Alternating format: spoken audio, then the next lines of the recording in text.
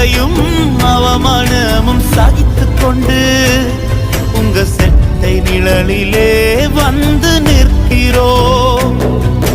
நிச்சயமாய் செய்வீர் என்ற நம்பிக்கையில் உங்க கரத்தையே நோக்கி இருக்கிறோம்.